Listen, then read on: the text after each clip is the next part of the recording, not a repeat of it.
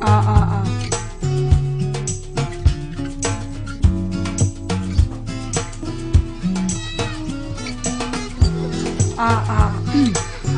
어서오세요, 어서오세요. 망치부인입니다.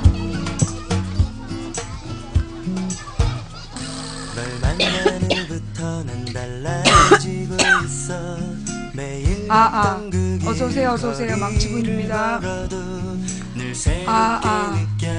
어서오세요, 어서오세요. 감사합니다. 달려와주신 모든 분들께 감사드리고요.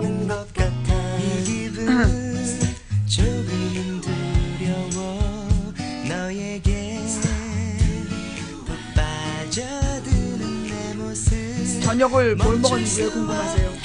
티나요? 저도 쌈을 먹긴 먹었는데 좀 사연이 길어.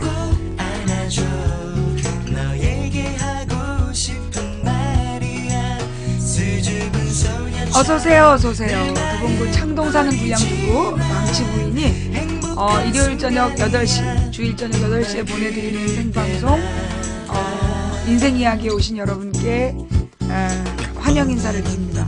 어서오세요. 반갑습니다. 감사합니다. 어서오세요. 어서오세요.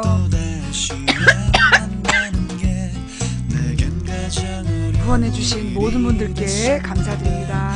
감사합니다. 어서오세요. 반만 직접 안 하신대요. 어서오세요. 어서오세요. 망치부인입니다. 반갑습니다. 오늘 처음 오신 님 환영합니다. 반갑습니다. 어서오세요. 평상시에 망치부인의 방송을 보시던 분이라면 오늘 좀 약간 다른데 싶으실 거예요. 네, 어서오세요. 망치부인입니다. 오늘은 저의 지난번에 눈치 준 게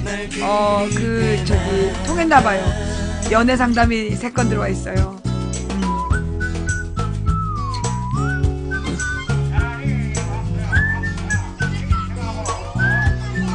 시청자 여러분, 텔레그램을 까실 때요, 텔레그램을 딱 다운받으면 전화번호를 입력하세요 라는 칸이 나옵니다. 그때 여러분의 번호를 입력하셔야 돼요. 제 전화번호를 입력하시면 안 됩니다. 오늘도 4분이나 저의 전화번호로 텔레그램을 시청하셨어요. 저에게 무려 4가지 비밀번호가 도착했습니다. 그러는 거 아니야? 몇 번을 말해야 하는지. 여러분, 텔레그램을 다운받은 다음에 거기 전화번호를 입력하세요. 거기 망치는 번호 입력하면 안 돼요. 그게 이제 여러분의 번호를 입력하라는 뜻이야.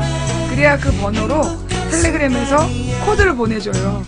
그럼 이제 그 코드를 받고 여러분의 텔레그램이 생기는 거예요. 그 다음에 망치부인한테 얘기를 할 수 있는 거예요. 마음은 급한데 나한테 왜 자꾸 비밀번호가 올까?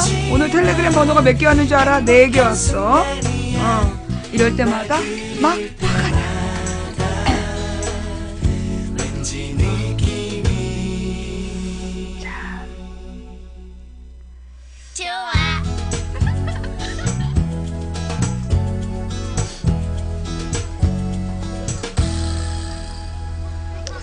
자, 일단 간단한 문자. 근현대사 볼만한 역사책이 있는지요? 많은 분들이 요즘에 이제 역사책을 뭘 봐야 되느냐, 그런 얘기를 이제 많이 물어보세요. 그리고 이제 뭐라 그러나, 이렇게 좀 망치부인 방송을 보면서 뭔가 이제 알고 싶어지는 거야. 지적인 욕구가 막 생기는 것 같아. 그래가지고 이제 기본적으로 어떤 책을 보면 좋나요? 이제 이런 걸 많이 물어보시더라고요. 예. 그래서 제가 이제 여러분들께 권해드리는 기본서가 있어요. 기초. 예. 기초라고 하기도 잠깐 좀 어렵긴 어려운데, 예, 뭐냐 하면, 한홍구 선생님, 예. 성공회대 한홍구 교수님이 쓰신 대한민국사라는 책이 있습니다. 이 대한민국사가 2종류가 있어요. 하나는 한홍구 선생님이 지으신 4권짜리고요. 또 하나는 뉴라이트 사람들이 쓴 책이에요. 그래서 꼭 알아야 되는 게 한홍구, 한홍구를 외워서 한홍구의 대한민국사 이 네 권을 사서 보시는 게 힘들면 빌려서라도 보시면 됩니다. 헌책방에서 사보셔도 좋고요. 예, 그래서 그 한홍구 교수님이 쓰신 그 대한민국사라는 책을 저는 권해드리고 싶고요. 그 다음에 또 하나는 뭐냐면 그 지식 E 시리즈가 있어요. 이제 그 EBS에 김진혁 PD가 있으면서 김진혁 PD가 쫓겨나기 전에 3권까지 만들었어요. EBS에 3권까지, 그러니까 지식 E 시리즈가 있는데 지식 E 시리즈 그 이제 3분짜리 동영상이에요. 그게 원래 3분인가 5분짜리 동영상으로 만들었던 내용들인데 그걸 책으로 펴놓은 거예요. 예, 책으로 펼친 내용이라서 여러분들이 나는 동영상이 더 쉬워요. 책은 잘 못 읽겠어요. 그러면 그 지식 E 시리즈의 앞부분을 찾아서 보시고요.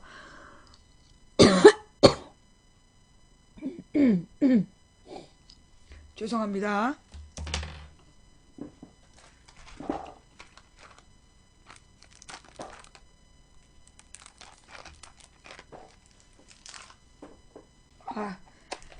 이놈의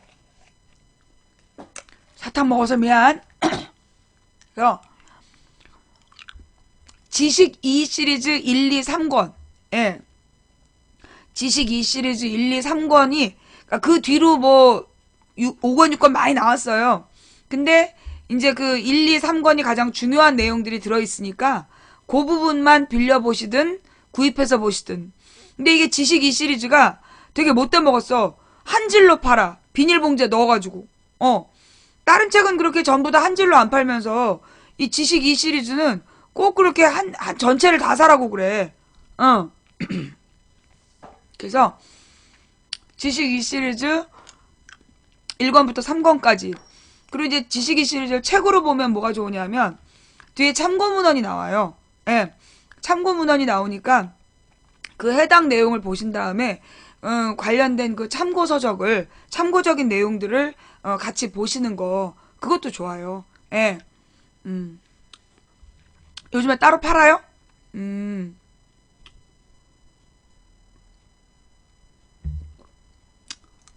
원래 김진혁 PD가 EBS에서 그 지식 E 시리즈를 만드는 그런 일을 하고 있었는데 2008년에 그 광우병 관련해서 그 제목이 뭐였더라? 17년 전인가? 영국에서 인간 광우병이 발생하는 과정. 영국 총리가 광우병 걱정하지 마라. 그러면서 자신의 어린 손녀를 데리고 가서 막 소고기 햄버거를 막 먹고 그랬단 말이야. 그랬는데 나중에 그 손녀의 친구가 인간 광우병에 걸렸던 그 얘기가 있어요. 그 영상이 있어. 그 제목 혹시 기억하시는 분? 근데 그 영상이 우리나라가 그 굉장히 많은 중고등학생들에게 자극이 돼가지고 그래서 이제 그 미국산 소고기 반대 운동이 벌어지게 돼요. 예. 그래서 그 사건 때문에 김진혁 PD가 잘리게 돼요. 김진혁 PD가 그러니까 지식 이 시리즈를 못하게 됐든가, 그래서 자발적으로 나왔든가, 하여튼 지식 이 시리즈에서, 이렇게 더 이상 못하게 돼.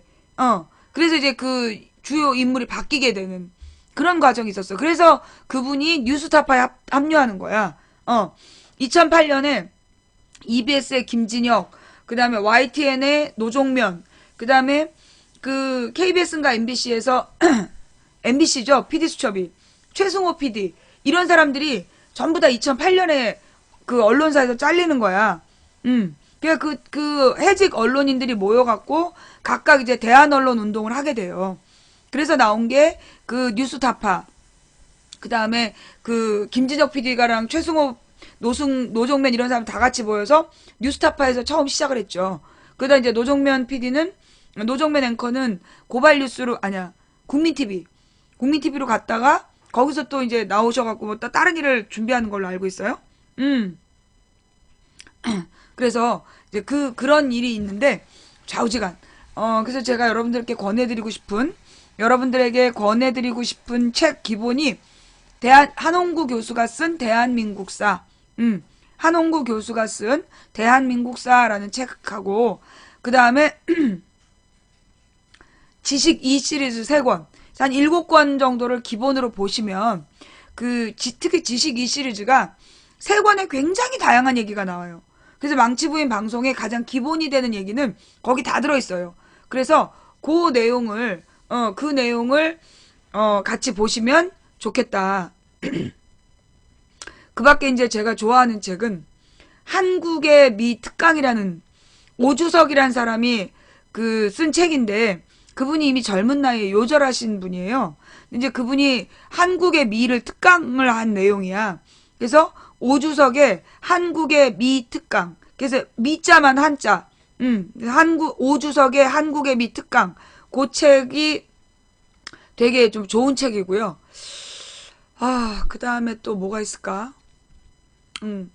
그리고 이제 옛날에 김대중 노무현 시절에 역사 다큐멘터리가 많았어요. 그래서 역사 스페셜. 그래서 이제 옛날에 이제 김대중 노무현 시절에 나왔던 역사 스페셜인데, 그런 책들도 그냥 쉽게 역사에 대해서 접할 수 있는, 재미있는 책들이죠. 그 당시에는 그렇게 관점이 나쁘지 않았던 책들. 예. 그래서, 불방 뒤집은 네티즌 무섭다.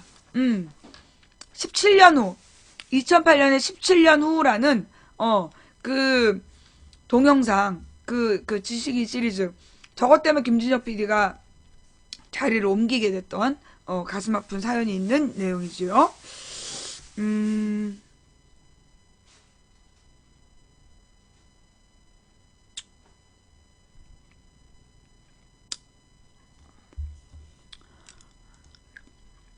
네, 지금 이제 서점에서 김용주를, 김무성 아버지를 친일파로, 애국자로 막 책을 팔고 있나 봐요. 그게 이제 원래 이 김용주 논쟁이 왜 생겼냐 하면, 김무성 아버지가 책을 냈어. 김무성 아버지의 자서전이 책으로 나온 거야. 근데 그 책 속에 굉장히 막 애국자로 자기의 인생을 써놓은 거야. 김무성이 또 그걸 막 자기 아버지가 친일파가 아니라고, 친일 인명사전에 등재도 안 됐다. 그러면서 자기 아버지에 대해서 잘못된 한겨레 신문의 기사가 있었는데 다 정정보도했다. 그런 개뻥을 치면서 자기 아버지를 애국자로 팔다가, 김용주, 그러니까 김무성 아버지의 과거 친일 행적이 역사적인 사료로 지금 증명이 돼가지고 결국 다시 친일 인명사전에 등재하기로 했다는. 예. 근데 이제 그때 만든 책을, 김용주의 책을 지금 애국자인 척하고 지금 팔고 있다는 거죠. 예, 제보가 들어왔는데, 가만있어 보자.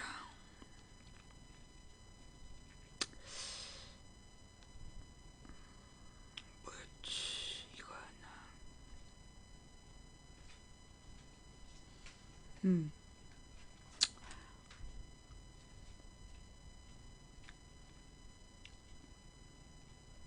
자, 일단, 요거, 그 다음에 요거 놓고,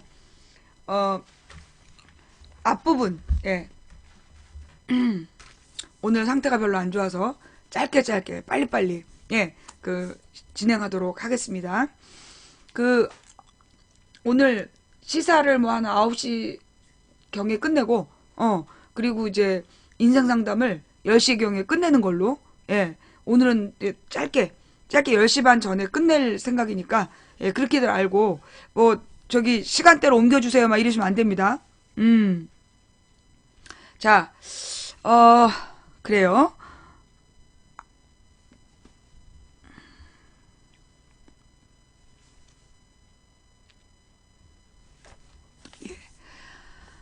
일단 오늘 여러분들께 드리고 싶은 이야기는, 첫 번째, 원세훈 재판 관련. 내일 다시 다루겠지만, 이번에 이제 이제 원세훈에 대한 재판이 어떻게 됐어. 그러니까 이제 어떻게 밝혀진 거냐 하면, 원세훈이 2013년 봄에 일본으로 출국하다가 체포가 돼요. 공항에서 체포가 돼가지고, 바로 이제 수사에 들어가게 돼. 근데 이제 그 원세훈이 하여튼 일본을 통해서 어디로 멀리 도망가려고 했는지 모르겠는데 출국하려다가 잡혀왔어. 그러면서 이제 검찰 수사가 시작이 되면서 이제 기소가 돼요. 그때 구속이 됐든가 하여튼 그러면서 이제 기소가 되는데 원세훈이 그 선거법을 위반했다. 그리고 그 국정원법을 위반했다.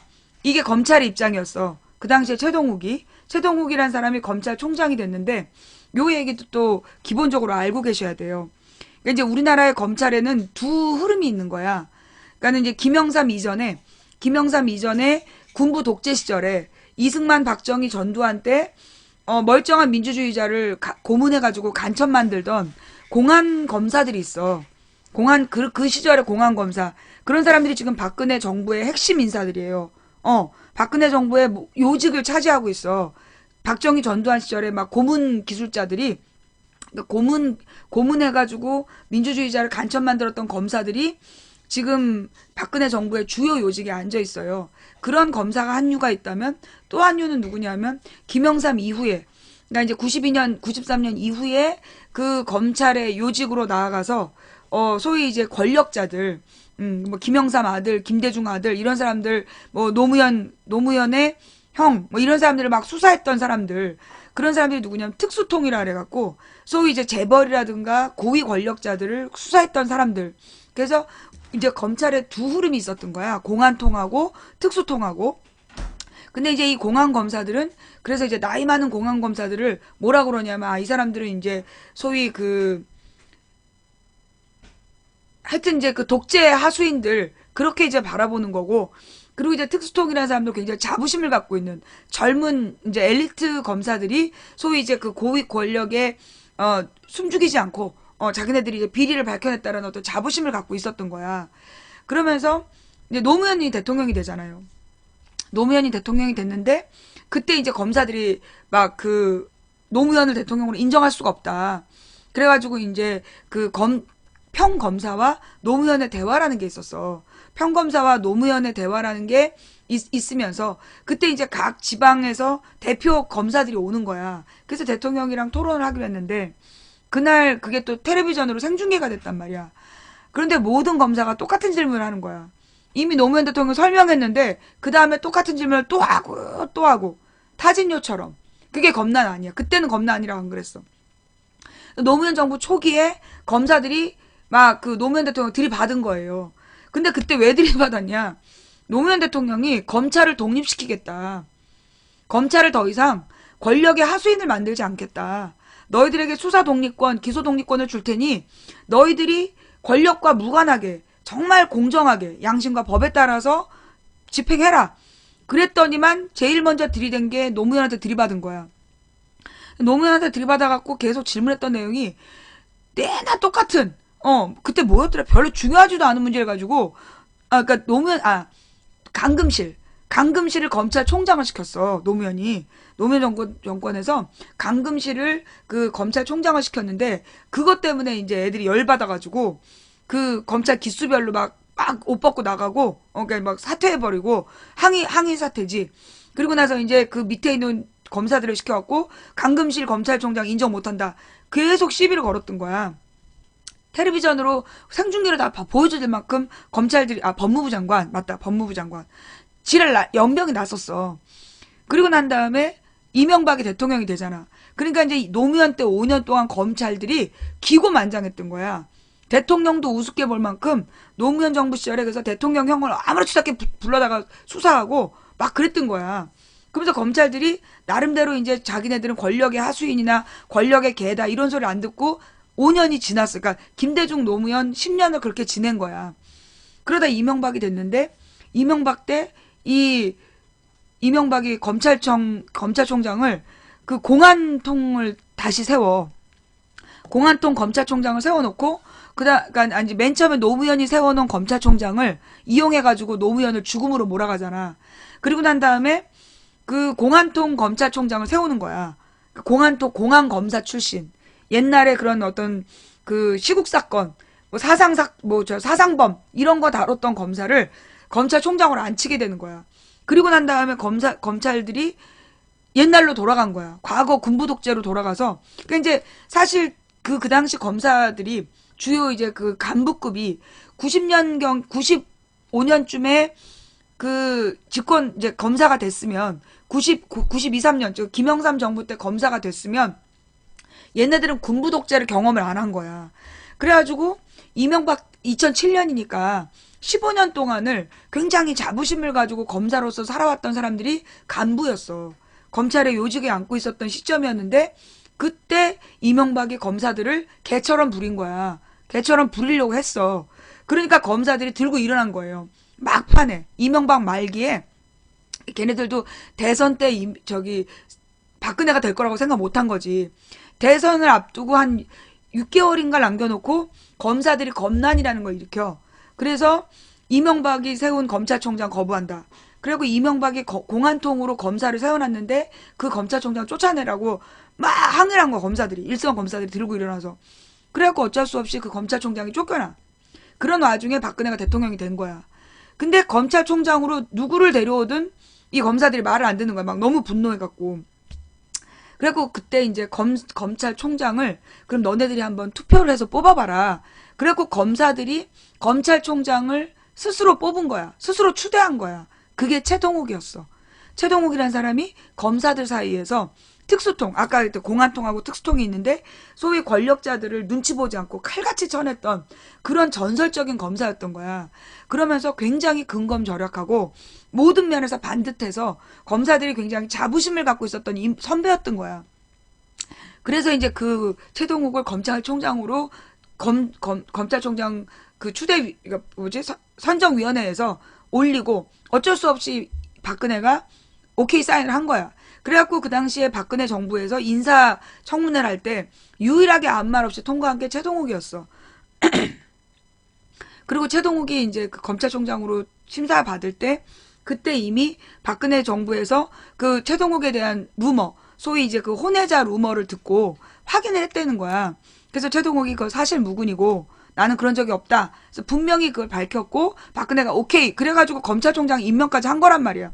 그랬는데 이 최동욱이 국정원 댓글 사건에 대해서 정말 성역 없이 수사해버린 거야.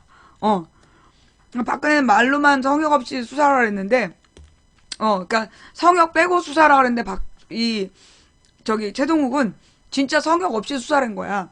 그리고 원세훈의 국정원이 조직적으로 개입했다라는 소위 김하영이라는 여자가 자기는 댓글 달지 않았다. 그러면서 막 무슨 피해자 코스프레하고 쌩 지랄을 떨었잖아. 그랬는데 그 여자의 컴퓨터, 그 노트북하고 데스크탑, 모바일 싹 뒤져갖고 걔 범죄 기록을 수천 건을 찾아내는 거야.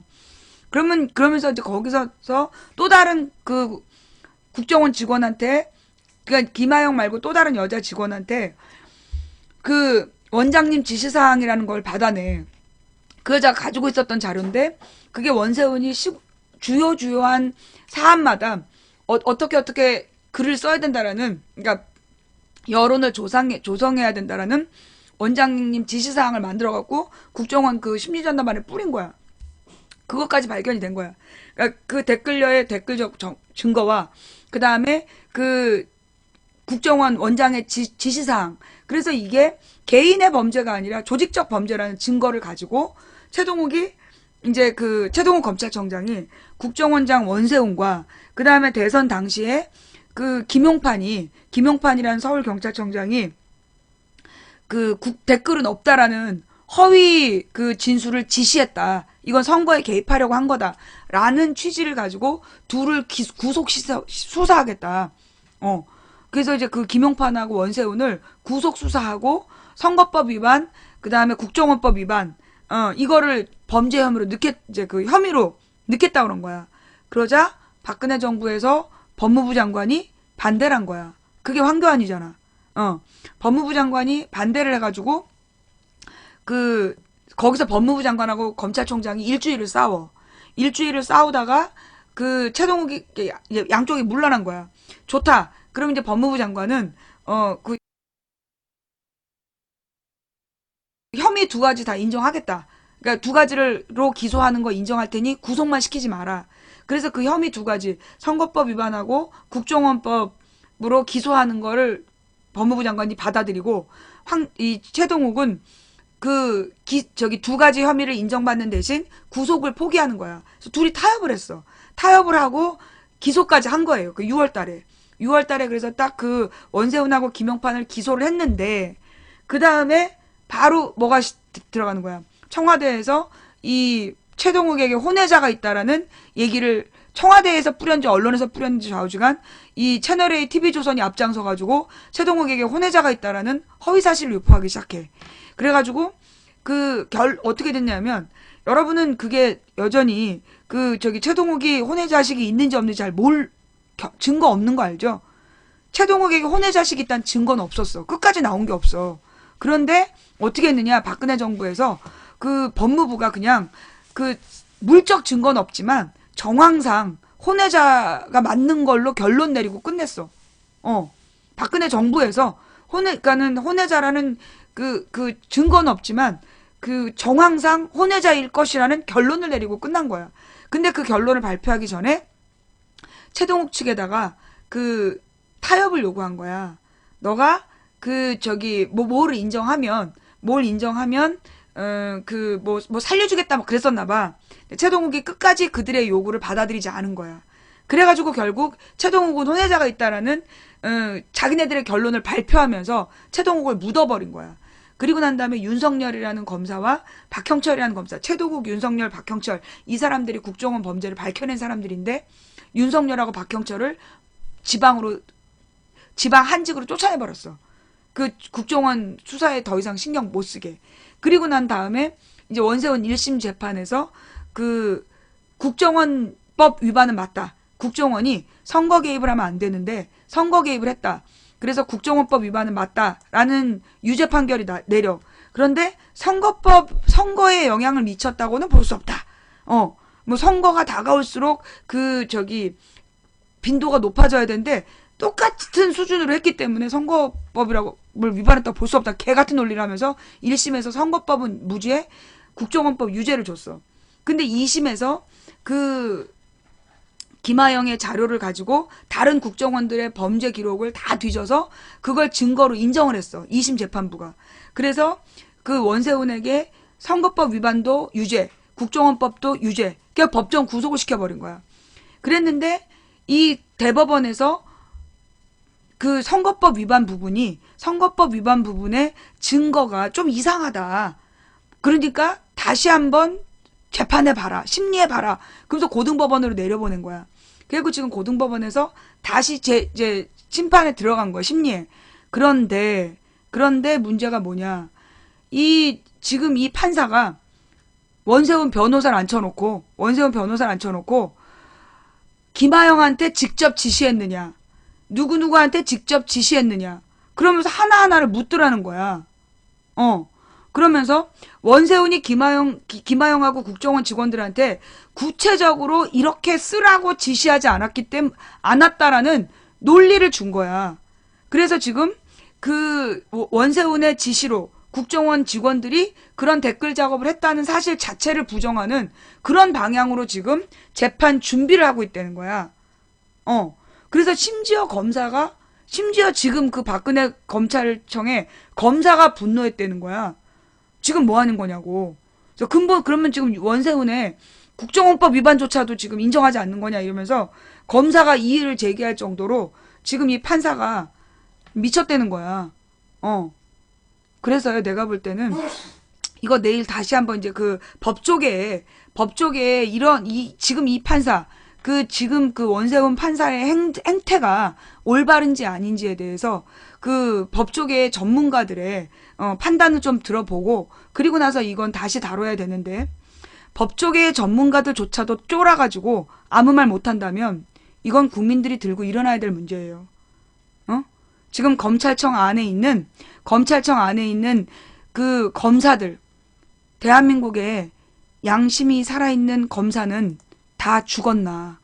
최동욱이 쫓겨나면서 대한민국에 양심이 살아있는 검사는 다 죽었는가? 우리는 그렇게 외쳐야 돼요. 또 민주주의의 최후의 보루가 사법부인데 대한민국 사법부에는 양심이 살아있는 용기 있는 판사가 단 한 명도 살아있지 않은가?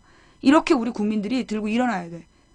사법부와 검사가 그 권력의 개가 된다면 이건 민주주의가 파탄난 거고, 한마디로 지금 정부가 헌법을 지키지 않는다는 얘기예요.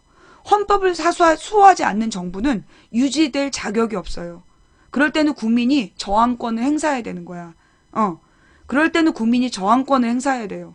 그래서 원세훈 재판에 대해서 우리 국민이 두 눈 부릅뜨고 지켜봐야 된다. 여러분, 제가 추석 전에 그런 사건이 하나 있었잖아요. 뭐였더라?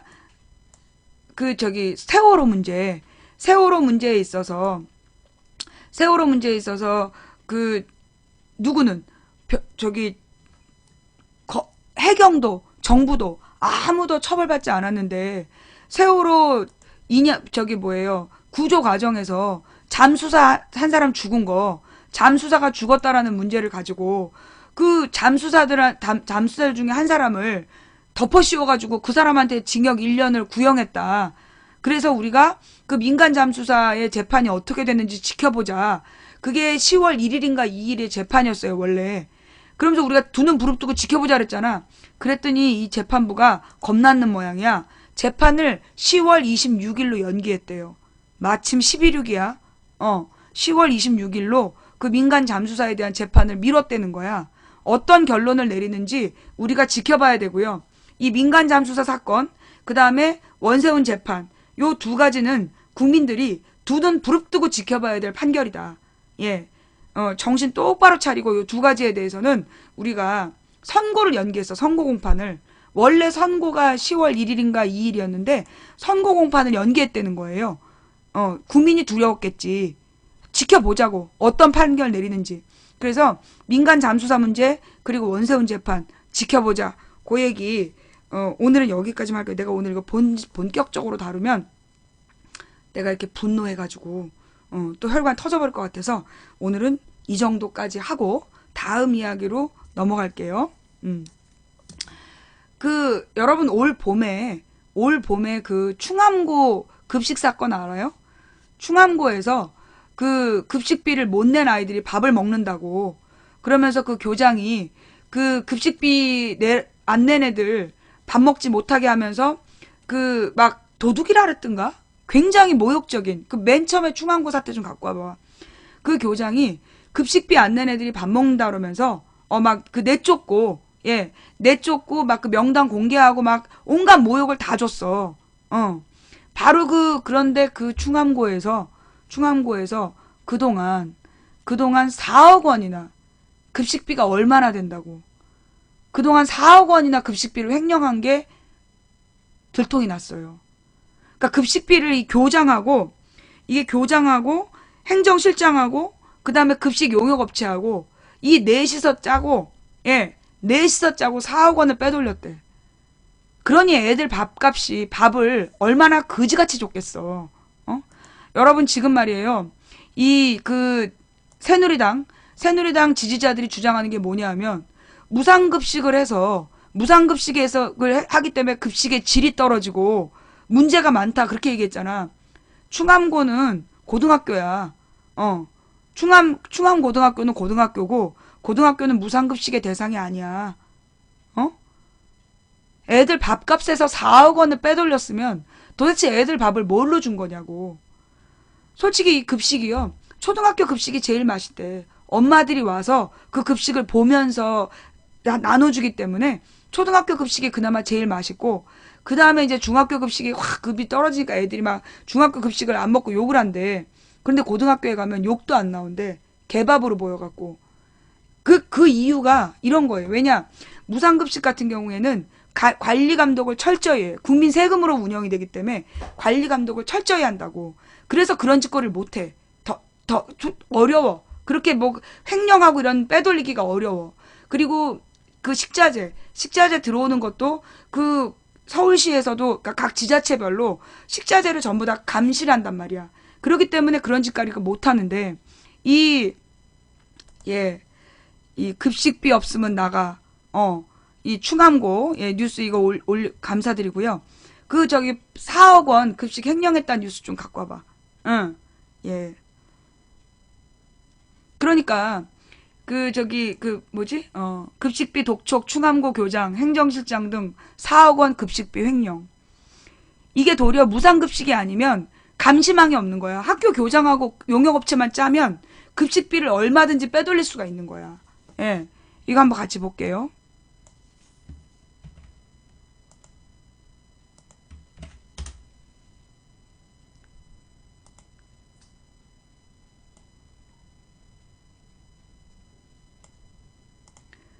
급식비 안 냈으면 밥 먹지 말라 충암고 급식비 4억 빼돌려. 서울교육청 18명 횡령 혐의로 검찰 고발. 전 교장, 전 이사장 아들은 파면 요구.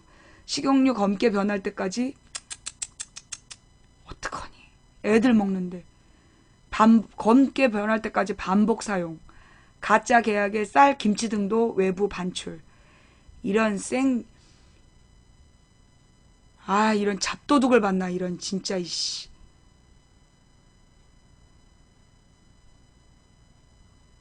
야, 진짜 지난 4월 교감의 급식비 막말로 파문을 빚었던 서울 충암고에서 교장과 행정실장 등 학교 관계자들이 최소 4억 원이 넘는 급식비를 가로채운 것으로 드러나 검찰 수사를 받게 됐다. 서울시 교육청은 지난 5월부터 충암 중고교의 급식 운영과 관련해 검사를 벌인 결과 해당 학교가 가짜로 급식 운반 용역 계약을 맺은 것처럼 꾸미거나 식재료를 빼돌리는 방식으로 2011년부터 모두 4억 1,035만 원의 급식비를 횡령해온 사실을 확인했다고 4일 밝혔다. 서울시 교육청 감사관실은 충암고 교장 비읍 시 현 충암중 교장으로 내려가 있었나 봐. 그리고 충암학원 전 이사장의 아들이자 충암중고 행정실장인 이응 씨, 용역업체 직원 18명을 횡령 배임 혐의로 검찰 고발하고 학교법인에 비읍 교장과 이응 행정실장의 파면을 요구했다고 덧붙였다. 급식비를 안 냈으면 밥을 먹지 말라던 충암고 교감의 발언이 알려지자 당시 이 학교 교장은 급식비 체납으로 급식의 질이 떨어진다고 해명했지만 감사 결과대로라면 학교가 돈을 빼돌린 탓에 부실 급식이 제공된 셈이다. 이씨 진짜 주여.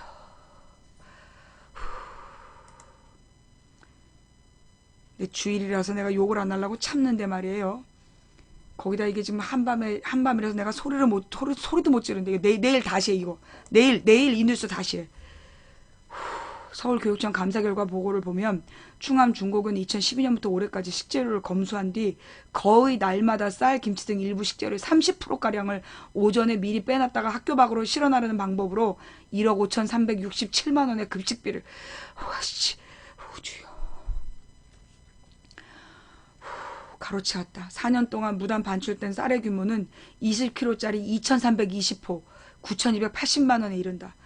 머리 아파. 감사에서 한 조리원은 어떤 날은 식재료를 너무 많이 빼서 국거리가 모자라 조리가 안 될. 진짜 시읍비읍. 이 과정에서 학생들의 건강을 해칠 정도의 조리도 이루어졌던 것으로 보인다. 11년부터 14년 이 학교는 2,301통의 식용유를 사들였지만 사용 뒤 매각한 폐 식용유의 양은 252통으로 폐유 비율이 10점 어떻게 90%를 빼도 야 이 진짜 이 씨벌. 다른 학교가 보통 30-40%의 폐유를 매각하는 것에 견주 터무니없이 적다. 서울시 교육청은 식용유를 구입한 뒤 무단 반출했을 가능성이 있다고 추정했다. 복수의 조리원들은 식용유는 적어도 2-4회, 심한 경우 검게 변할 때까지 반복 사용했다. 구입한 식용유 일부는 다른 식재료들과 함께 외부로 반출됐다고 증언했다. 아울러 급식을 조리실에서 각 교실까지 운반하는 용역을 특정 업체에 맡긴 뒤 2억 5,668만 원의 배송 용역비를 빼돌린 이 잡놈들 진짜 4년간 5억 1,779만 원어치 계약을 맺고 10명의 위탁업체 지원에게 일을 맡긴 것처럼 꾸몄지만 시 교육청 조사에 따르면 운반은 조리원들이 맡았던 것으로 드러났다. 충암학원은 2011년 특별감사에서도 비리가 적발돼 시정명령을 내렸지만 이를 이행하지 않아 특별교부금 중단 등의 조치를 취한 바 있다. 학교 운영 전반에 관한 특별감사를 실시하고 학교 운영이 정상화되도록 특단의 조치를 취하겠다고 밝혔다. 한편 감사 결과에 대해 충암고는 명백한 입증 자료 없이 한두 사례를 침소 봉대에서 추정 계산한 것이라고 반발했다. 와, 진짜 근본이 잘못됐어, 근본이. 내일 다시 합시다. 예. 내일 다시. 예. 그러니까 요거 제가요 이번 주는 제가 이제 돌아오는 금요일 날이 이제 휴일이잖아요. 내가 이제 지난 추석 때 해보니까 휴일 날 방송하는 건 아닌 것 같아. 특히 이제 이게 또 9일부터 연휴더라고요. 연휴로 또 놀러 가시는 분들이 많기 때문에 괜히 연휴에 방송하면서 기운을 빼느니 차라리 내일 월요일에 그냥 생방송을 하고 금요일 날 쉬는 걸로. 예. 금요일 날 방송을 안 하고 그래서 이번 주는 주일날 월화수목 이렇게 5번. 오늘 그다음에 내일부터 월화수목 그래서 이제 5번 방송을 한다는 거. 예. 그렇게 이해 좀 해주시고요. 그래서 이 충암교 교장 문제하고 원세훈 재판 문제는 내일 다시 본격적으로 다루는 걸로 하고요. 그 다음에 지금 이제 젊은이들을 대상으로 한국이 무조건 싫다. 그래가지고 이제 유학, 그 다음에 이민, 이게 아주 막 집대성을 이루고 있다는 거야. 유학하고 이민을 컨설팅 해주는 학원이나 이런 업체들이 아주 그냥 문전성시를 이루고 있대요. 내가 볼 때 그거 속는 거야. 그 학원처럼 사실 그렇잖아요. 학원이 성적을 올려준다고 학원을 열었어. 근데 성적이 오릅니까? 안 올랐어. 왜? 다 같이 학원을 다니기 때문에 똑같이 애들의 학업 능력은 올라갔는데 성적은 오르지 않는 거야. 다 같이 잘하기 때문에. 그래서 무한 경쟁으로 갔잖아. 그러더니 지금은 어떤 상태냐면 그리고 나서 이제 유학원이라는 게 유행을 했어요. 그래서 이제 이 유학원이라는 게 그 중고등학교 때 외국에 학교를 갔다 오면 우리나라 연고대에서 그 가산점을 주는 게 있었어. 그것 때문에 이제 그 중고등학생 유학원이 조기 유학을 막 시키면서 유학원이 성행을 했단 말이야. 그러다가 지금은 이제 20, 30대가 도저히 우리나라에서 희망이 없다. 그러면서 요즘에 유행하는 말이 헬조선 아니야. 지옥 같은 한국이다. 그러면서 헬조선. 근데 이거 보니까 주로 일베에서 나온 말이야. 일베하고 새누리당 지지자들이 만든 말이더라고. 그래서 이 헬조선이라는 말을 쓰면서 지금 이제 한국을 탈출하자. 그래서 뭐 외국으로 유학을 가거나 아니면 외국으로 이민을 가자. 그러면서 뭐 이런 이민 컨설팅을 하고 있다는 거예요. 여러분. 그래서 지금 막 그런 게 엄청 확대되고 있대. 여러분 생각해 보세요. 여러분이 지금 이제 안 가봐서 그래. 내가 지난번에 미국을 가서 쭉 돌고 왔잖아. 미국을 돌고 교민들을 만나고 왔잖아요. 근데 내가 가장 가슴 아팠던 얘가 뭐였냐면 나의 방송의 애청자야. 몇 번 텔레그램으로 얘기를 했던 분이야. 근데 정말 꼭 오고 싶다는 얘기를 여러 번 하셨는데 못 왔어요. 그 행사장에 강연장에 못 오신 거야. 그래서 왜 못 오셨냐 그랬더니 자기를 태워다 달라고 그러신 거야. 근데 그 강연장을 준비하는 스태프들은 자기네들도 애들을 막 학교에서 보내고 막 뒤처리를 한 다음에 집안일을 부랴부랴 해놓고 그리고 나서 그 강연장으로 일찍 도착을 해서 다 되게 멀리 움직이기 때문에 보통 1시간씩 이동을 해가지고 사전 준비를 하고 그리고 강연을 하는 그런 시스템이었단 말이야. 근데 이분이 살고 계신 곳이 이 준비팀이 사는 곳으로부터 되게 먼 곳이었던 거야.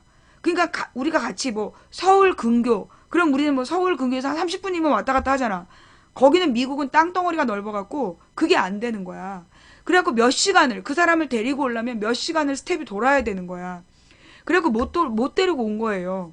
그리고 아니 그러면 미국에서 이 미국 생활이라는 게 얼마나 차 없으면 안 되는 생활인데 왜 본인이 운전을 해서 안 오셨을까?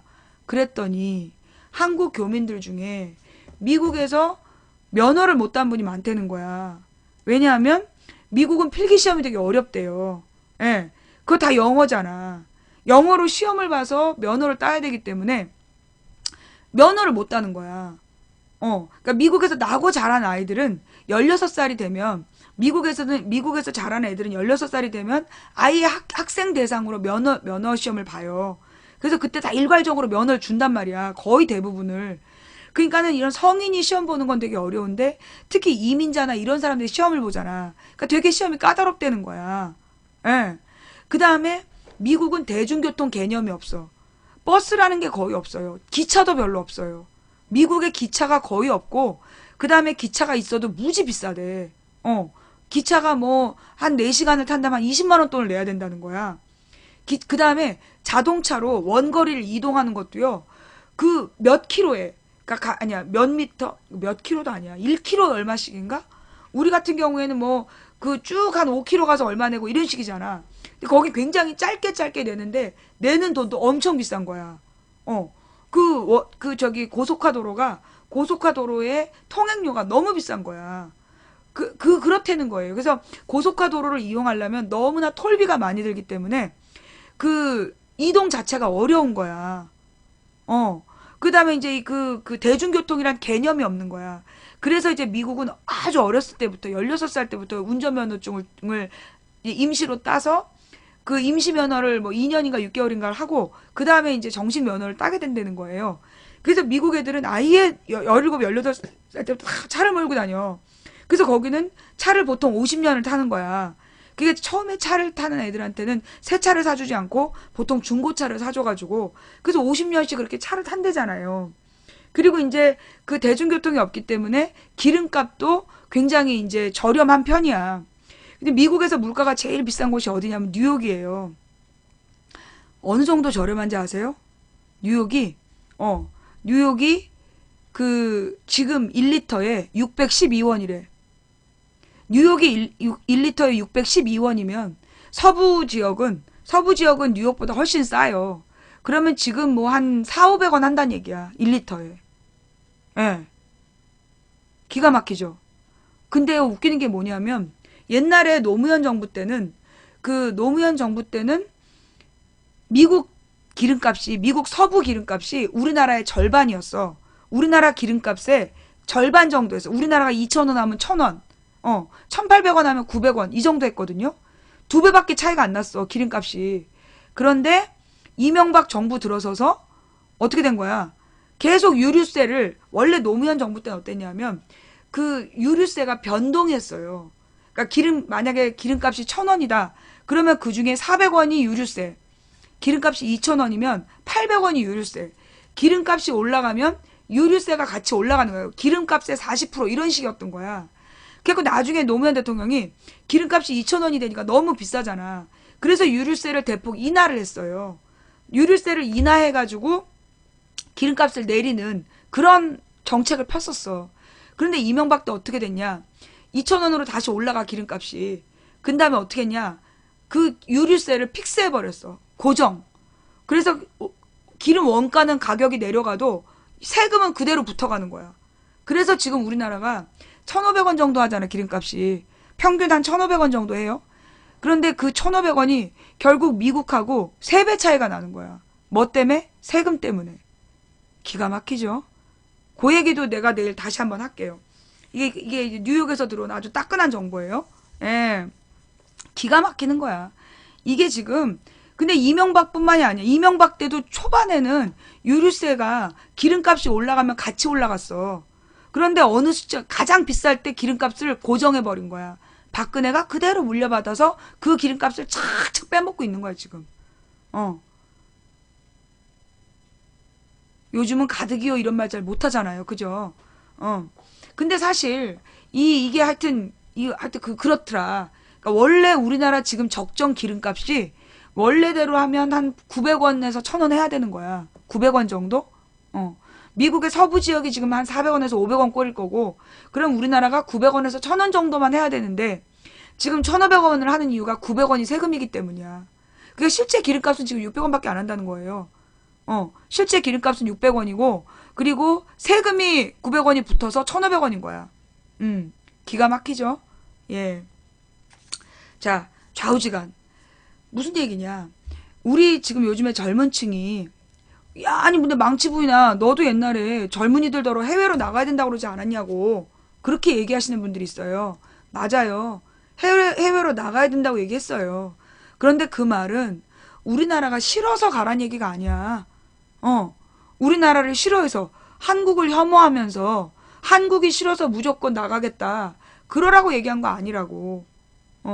망치 부인이 해외로 나가자는 얘기는 해외로 나가서 거기서 그 기지를 건설하고 우리 한국에게 도움을 주는 그런 네트워크를 형성하자는 거였지 한국이 싫어서 나가자는 얘기가 아니었어요. 그런데 지금 젊은이들은 막 한국이 싫으니까 무조건 한국을 탈출해야 된다. 그러면서 헬조선 그러고 있는 거야.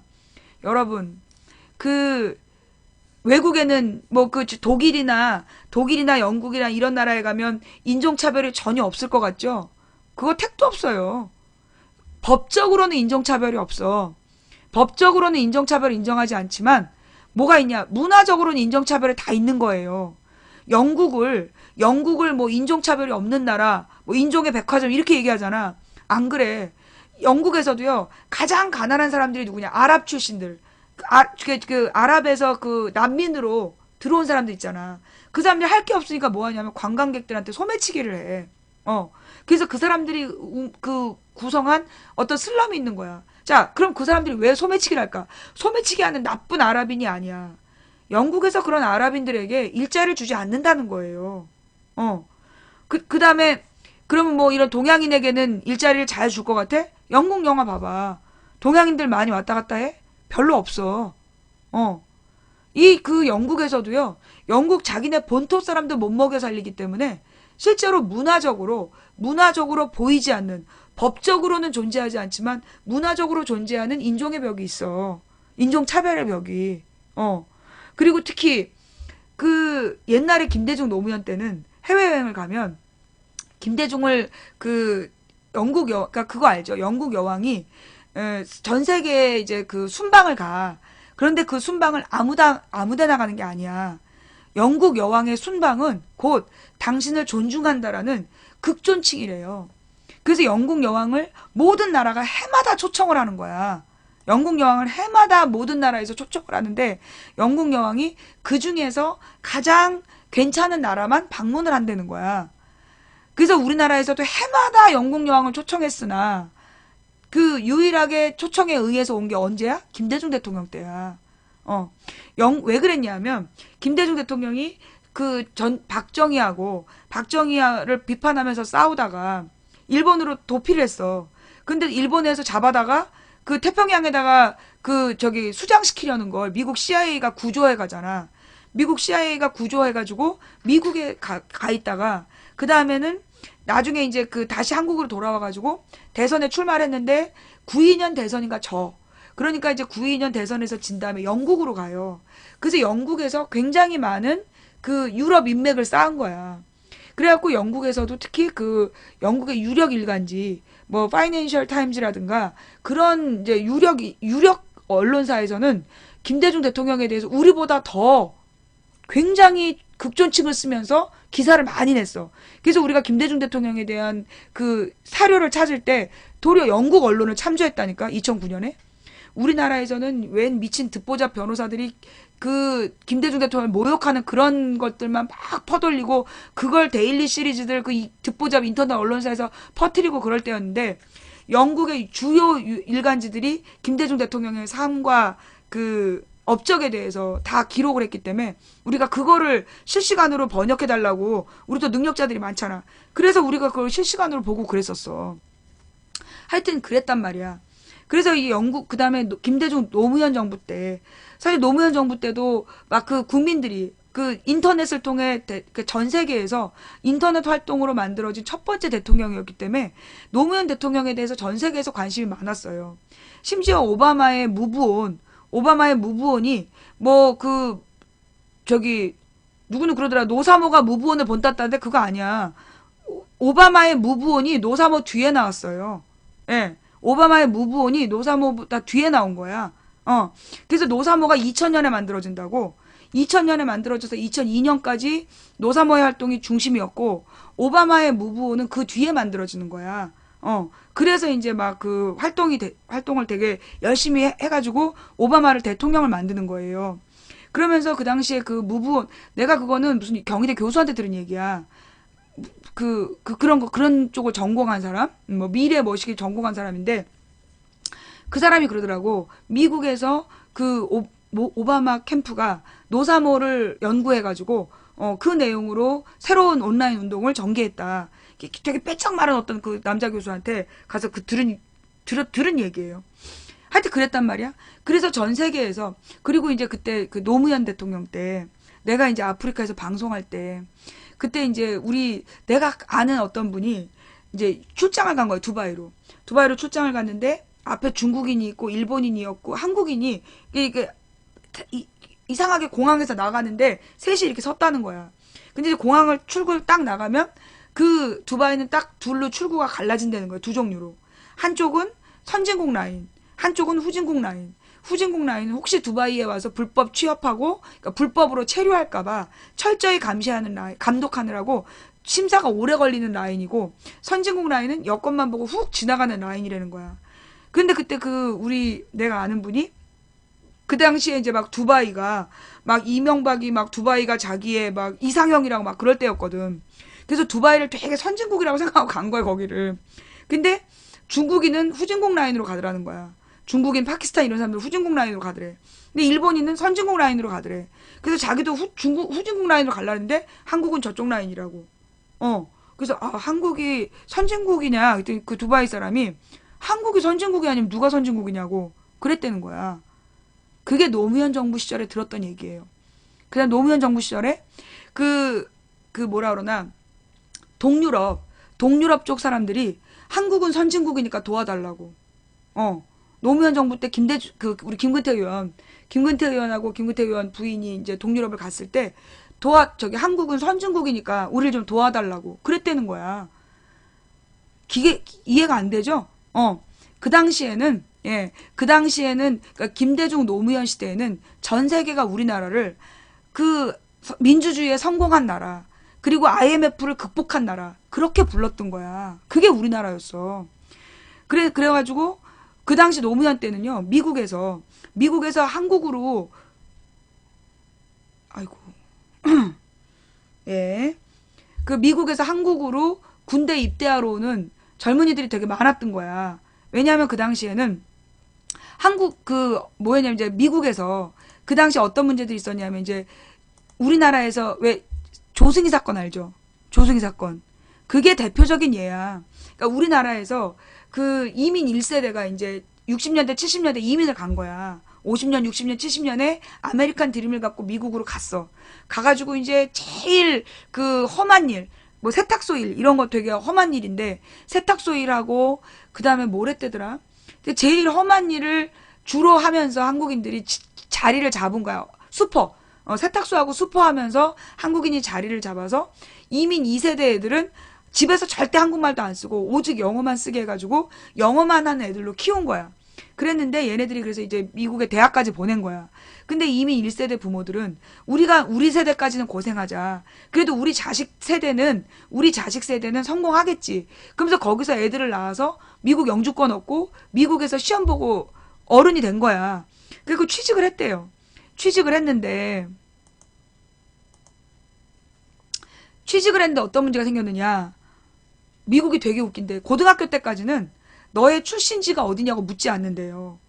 미국에서 고등학교, 대학교 다닐 때까지는 너의 출신지가 어디니? 라는 걸 묻지 않는데, 그런데 취직을 하잖아. 취직을 하면 너 어디서 왔니? 라고 묻는데, 나 코네티컷에서 왔어. 그럼 아니 그거 말고 그거 말고는 뭐야? 한국인이, 일본인이, 베트남인이 묻는 거래. 중국인이. 그래서 딱 취업을 했는데 애들이 승진이 안 되는 거야. 동양인이 높은 자리에 올라가 있질 않은 거야. 봐봐요. 미국의 CEO들 텔레비에 나오면 전부 백인이잖아. 중역은 전부 다 백인인 거야. 동양인이 미국의 회사에 취업을 해서 중역까지 올라가는 그게 없는 거야. 그래서 거기 좌절을 한 거지.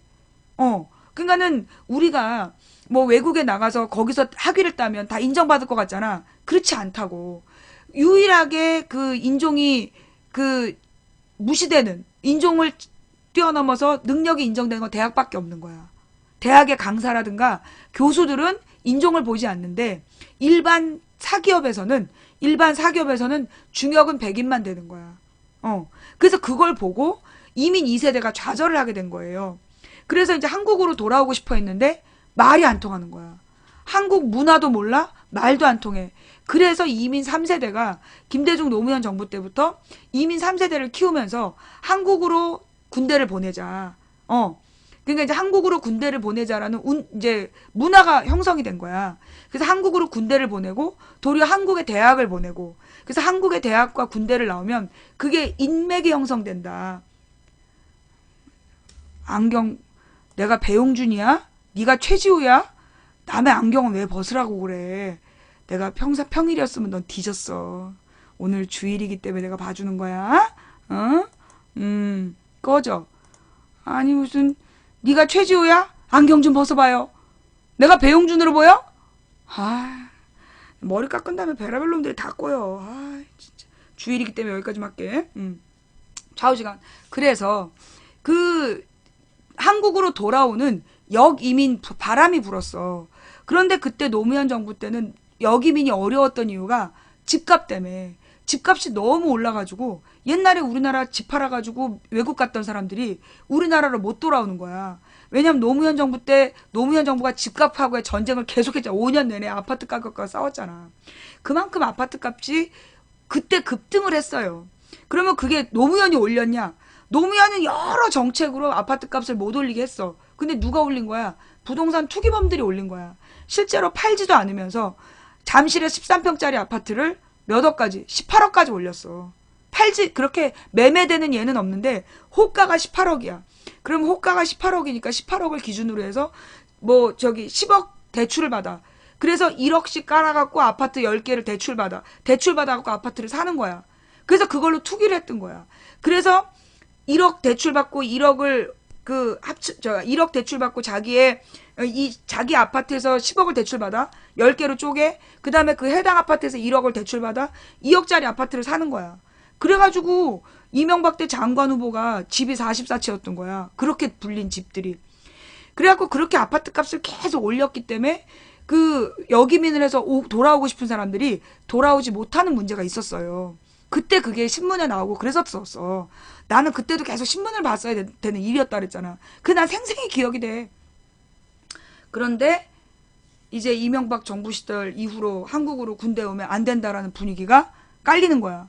정부에서 책임도 안 지고. 얼마 전에 있었잖아요.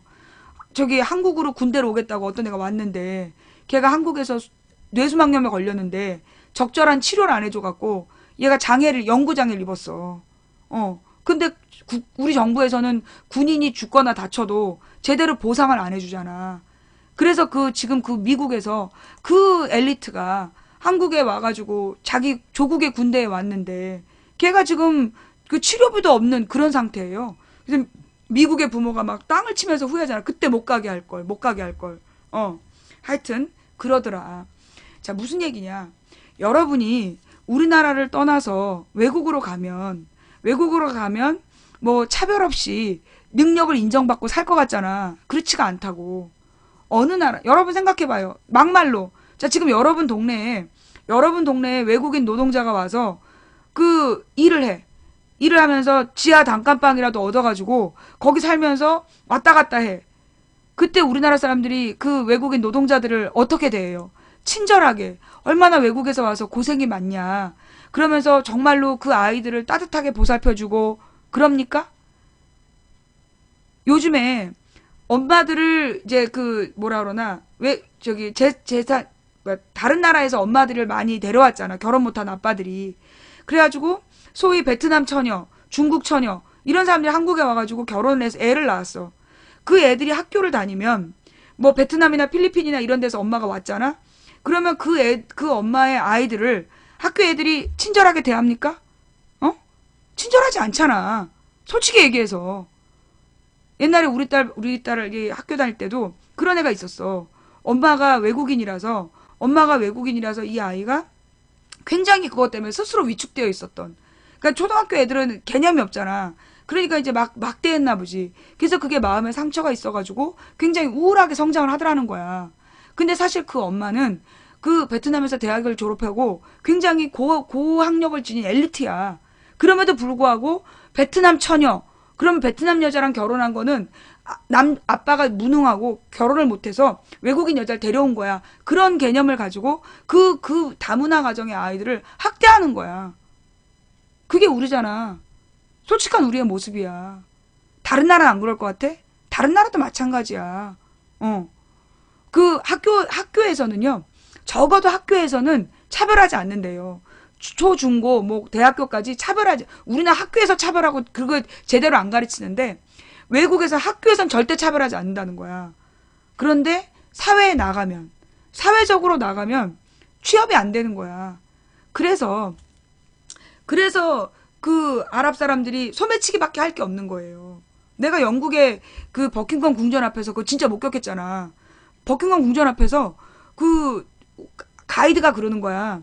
저기 특히 아랍 사람들을 조심하라는 거야. 아랍 사람들이 어떻게 확인해 했더니 머리에 못 쓴 여자들이랑 같이 다니는 유색인종을 조심하라는 거야.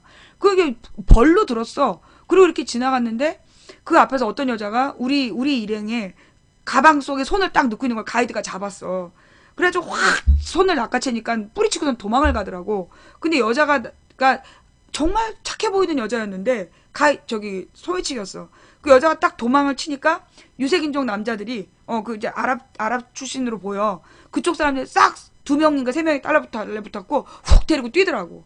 나 진짜 내가 깜짝 놀랐어요. 근데 내가 물어봤어. 왜 저 사람들은 저러고 있느냐. 일자리를 구하지 않고. 그랬더니만 영국도 그 대처 이후로 대처가 신자유주의를 갖고 들어온 다음에 영국의 많은 공무원들을 명예퇴직을 시켰대. 그래갖고 일자리를 많이 잃어버린 거야. 공공의 일자리가 많이 사라졌대. 그래갖고 영국도 취업난이 심각한 거야. 그래서 영국의 서민들이 굉장히 가난화되는 거예요. 그러니까 하다못해 외국에서 저렇게 들어온 사람들에게 일자리를 주지 않는다는 거야. 내가 그걸 직접 보고 왔다니까. 그래서 마가렛 대처가 죽었을 때 그래 웃겨? 그래. 옛날에 노자 선생님께서는 이런 얘기를 하셨어. 어리석은 자는 도를 들으면 웃는다고. 그래요? 예. 어리석은 자는 도를 들으면 비웃는다. 그런 말이 있었죠. 그래서 우리가 외국에 나가면 그치. 그 대처 죽었을 때 막 젊은이들이 나와갖고 파티를 했잖아. 그게 왜 그러냐. 우리나라에서는 대처에 대해서 막 박근혜를 대통령 시키려고 철의 여인 이러면서 굉장히 강인한 리더십 이러면서 대처를 끝까지 똥꼬 빨아줬잖아. 죽을 때까지. 다른 나라에서는 이미 90년대부터 대처를 철의 여인이라는데 우리는 아이언맨 그러면 아이언맨 누구야? 막 슝 날아다니는 아이언맨 생각하잖아. 스트롱맨이구나. 그 스트롱맨이라는 단어 그러면 아이언맨처럼 강철 인간, 강인한 의지를 가진 훌륭한 리더십을 가진 그런 인간인 줄 알잖아. 아니라고. 외국에서 그 대처의 별명이 철의 여인인데 그게 독재자란 뜻이래. 노동자들의 일자리를 빼앗은 독재자. 그래서 철의 여인이란 이름으로 불렸다는 거야. 그리고 박정희를 외국에서 영국 언론이었지 그 당시에 스트롱맨's daughter 이렇게 썼던데 그게 뭐냐? 스트롱맨이 강인한 사람이 아니라 독재자란 뜻이래. 우리만 그 대처를 막 이렇게 추앙하고 박근혜 대통령 만들려고 우리 언론에서 일제히 침묵해서 우리만 모르는 거지. 외국에서는 그 뉴욕타임즈에서 저기 스트롱맨이라고 얘기했구나. 외국 언론에서는 대처를 다 독재자라고 인정한다고. 왜냐하면 그게 이제 2005년, 6년에 전 유럽하고 미국에서는 신자유주의가 잘못됐다라는 결론을 내렸어요, 이미. 결론을 내려갖고 학계에서는. 그래서 노벨 경제학상을 그 신자유주의를 비판한 폴 크루그먼이라는 사람이 탔던 이유가 그런 거야. 그리고 그 누구지? 걔 누구냐? 21세기 자본론. 그게 되게 유행을 했잖아. 그래갖고 지금은 이 신자유주의를 만들었던 대처, 레이건 이런 사람들을 아주 나쁜 평가를 하는 피케티, 나쁜 평가를 하고 장하준 같은 신자유주의 비판론자들, 피케티, 장하준, 폴 크루그먼 이런 사람들을 이 경제학계에서는 그게 옳다라고 인정을 한 거야. 그런데 누가 받아들이지 않는 거냐? 재벌들이 인정을 안 하는 거예요. 세계 글로벌 재벌들이 미디어를 통해서 반론을 제기하는 거야. 그래서 피케티의 이론이 틀렸다라고 시비 건 사람이 그 사람이 좀 이상한 사람이야. 피케티의 이론이 무슨 숫자가 틀렸다는 둥 이러면서 뭐가 잘못됐다라고 우리나라 언론에 나왔단 말이야. 그런데 피케티한테 시비 건 사람, 장하준한테 시비 건 사람들이 이상한 사람들이야. 그 영국에 어떤 무슨 인도인 교수가 있는데, 영국에 있는 인도인 교수가 있는데 그 골 때린 사람이야. 우리나라에도 한국 학생들어 이명박의 녹색 성장에 대해서 조사해 오라고 시키질 않나. 그러니까 이제 그 영국의 인도인 경제학자 하나가 있는데 그거 골 때린대. 걔가 그 문제인 것 같아. 늘 모든 문제를 일으키는 것 같아. 좌우지간. 그래서 이 그 신자유주의 이후로 취업난이 심해진 거야. 그리고 청년 실업 그것도 심해지고. 왜? 이게 95년이 중요해요. 여러분 응답하라 1994. 나는 사실 응답하라 1994를 보고 참 실망을 했어. 왜냐하면 응답하라 1994에서 그 94학번 컴퓨터 공학과로 출발할 때 나는 기대가 있었어. 어떤 기대였냐면 소위 95학번으로 우리 학생운동이 끝났던 그 시대적인 배경이 있는 거예요. 무슨 얘기냐면 95년도에 우리나라에 학생운동이 끝나게 돼. 왜 끝났냐? 학생운동의 아주 골수 학생운동가들이 막 북한을 추앙하는 북한식 학생운동 이론을 가지고 무리하게 학생운동을 했고, 일부가. 그리고 그 애들이 총학생회를 다 총학생회장들 내보내서 걔네들을 한총련이란 이름으로 전면에 내세우고 무리한 진행을 하다가 걔네들이 수백 명이 구속됐어. 그러면서 학생운동이 그냥 아작이 나버리게 돼. 수백 명이 구속되면서 학생운동이 아작이 나버렸어. 그래놓고 아이들이 그 95년부터 어떤 시대가 됐느냐. 소위 사무자동화가 일반화돼 버려. 95년 정도가 사무자동화가 일반화되는 거야. 그래서 모든 회사에 격리가 사라져. 격리가 왜 필요했냐면, 격리가 아니라 타이피스트. 타이핑을 치는 여자들. 그리고 계산하는. 그래서 여직원들이 되게 많았어. 고졸 여직원들의 일자리가 되게 많았고, 그 격리 팀이 있고, 격리부가 있고, 걔네들이 하는 일이 뭐냐면 계속 서류 정리를 하는 거야. 서류 정리를 해가지고 보관했다가 각 부처별로 필요하다 그러면 그걸 찾아서 주고, 각 부서에 복사해갖고 돌리고, 그런 일을 했단 말이야. 그런데 95년도에 이미 한국 사회가 사무자동화가 돼. 그래서 95년부터 취업이 안 되는 거야. 더 이상 사무직 노동자를 뽑지 않게 된 거야. 그래서 대학생 취업률이 확 떨어진 게 그게 95년 이후예요. 왜냐면 옛날에는 사무직이 되게 많이 필요했어. 100명이 필요했는데 20명이면 이제 사무자동화로 옛날에는 똑같은 자료를 계속 타이핑 치고 복사하고 타이핑하는 게 제일 일 많았던 거야. 더 이상 필요하지 않아. 인터넷에 접속해서 보면 되거든. 그러니까 처음에는 인트라넷 이런 게 구성되지 않아갖고 그 98년 이때까지만 하더라도 그냥 개별적인 PC 작업을 했어. 그래서 막 이렇게 플로피 디스크를 막 주고받으면서 했지. 그러다가 이제 소위 김대중 정부 때 인터넷이 형성되고 인트라넷이라는 게 구축이 되면서 그 뒤로는 전부 다 자동화가 되지. 그러니까 더 이상 갖고 옮겨줄 사람도 필요 없는 거야. 그렇게 세상이 변해갔다고. 그런 변화 때문에 그럼 우리만 그랬냐? 사실은 우리나라가 제일 앞섰어요. 인터넷이 그거 알죠, 여러분? 인터넷이 전 세계에서 가장 빨리 퍼진 나라가 우리나라야. 웃기지 마라. 미국이 얼마나 발달했는데? 미국의 실리콘밸리나 뉴욕의 일부 그쪽만 컴퓨터를 썼지 미국 전체의 인터넷이 깔린 거는요. 2007년, 5년 그때예요. 미국에서 2007년, 8년 돼야 그 전국적인 인터넷망이 생기는데 사실 지금도 미국은 인터넷망이 전국적이지 않아. 웃기지 마라. 그래. 네가 너 안 가봤지? 나 가봤어. 너 어디 가봤는지 모르겠는데 나는 이렇게 그 LA 가보고 샌디에고? 샌디에고 가보고 그 다음에 워싱턴, 뉴욕 그리고 이제 캐나다의 토론토 그다음에 한 군데 또 갔는데 필라델피아 갔다 왔어. 그 내가 직접 다 가보니까 그리고 가령 우리는 SKT 그럼 전국의 SKT잖아. 근데 미국은 땅덩어리가 워낙 넓잖아. 그러니까 이제 미국이 그 모바일 인터넷이 우리나라보다 훨씬 후져. 상상도 못해. 그래도 유럽보단 나아. 나 유럽 가서 죽을 뻔했잖아. 나는 유럽에 가서 유럽에서 생방송 하려고 장비 다 챙겨갖고 갔다. 그리고 영국의 히드로 공항에 도착했는데 인터넷이 되는 거야.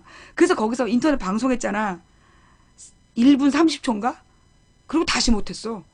다시 못했어요. 영국은 그 모바일 인터넷으로 할 수 있는 게 문자 보내는 거. 문자 보내는 게 다야. 그 텔레그램 접속 이런 것도 안 돼. 그러니까 카톡 그 당시에는 영국 갈 때는 내가 이제 카톡 갖고 갔지. 유럽 갈 때는 카톡 접속도 호텔 가야. 호텔에 가야 그 외국인들을 위한 와이파이가 연결이 되지. 뭐 그 관광지에서 감히 와이파이를 구한다. 교만이야. 재작년까진 그랬어요. 지금 어떤지 모르겠는데 2013년 겨울까지도 그랬어. 그리고 2014년에 내가 미국 갔을 때도 마찬가지고. 심지어 미국은 전화 통화 안 되는 데도 많다.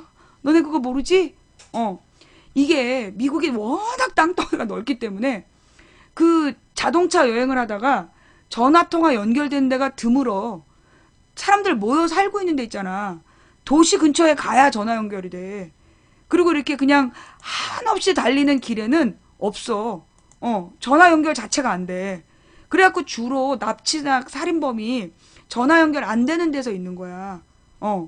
도시 근교에서만 이 그 전화 모바일 휴대폰 터지고 그래갖고 무슨 저기 공원 저 국립공원 저 깊은 데 들어가면 전화 안 되고 그래. 거기 조난 위험도 심해요.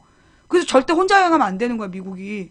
뭐 우리는 미국 그럼 히치하이킹해서 그 광활한 대륙을 혼자 여행하는 줄 알잖아. 그러면 10중 8구 죽어. 가면 안 돼. 무서운 나라야. 그 왜 그러냐? 우리나라는 전화 연결 안 되는 데는 없잖아.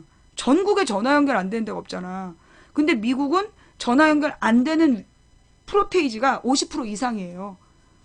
워낙 땅은 많고 사람이 띄엄띄엄 살기 때문에 우리나라의 50 몇 배 크기에 우리나라의 50 몇 배 크기인데 가만있어 보자. 예. 인구가 우리나라의 한 6배밖에 안 살잖아. 나라는 50 몇 배가 큰데 그 6배밖에 안 살아. 그래가지고요. 그 우리가 무슨 CSI라든가 미드 보면 이름 많이 듣는 저기 도시들 있잖아. 거기 인구가 도봉구 인구보다 적어. 미국에서는요. 우리 도봉구 인구가 지금 40만이거든? 근데 드라마에 나오는 도시들 그렇게 인구 40만인 도시들이 드물어. 인구 5만, 10만 그래. 더 웃긴 거 알려줄까? 인구 10만만 돼도 대도시라고 그래. 놀랬지? 인구 10만만 돼도 대도시라고 그래. 그리고 인구 100만 되잖아. 메트로폴리탄이라고 불러. 몰랐지?